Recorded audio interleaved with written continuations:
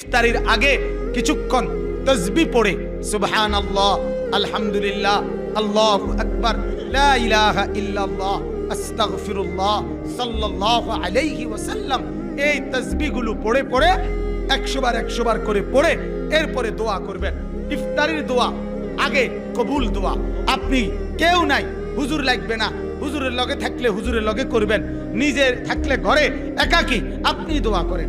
আপনার বিবি, আপনার ছেলে মেয়েদেরকে নিয়ে আপনি দোয়া করেন।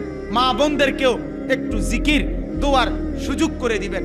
আমাদের এই অভ্যাস, বেগুনি, পেঁয়াজু, আলুর চপ বানাইতে বানাইতে বেডি ইফতারের আজান দেয়, এরপরেও মহিলারে ওই পেঁয়াজুর রূপে শেষ।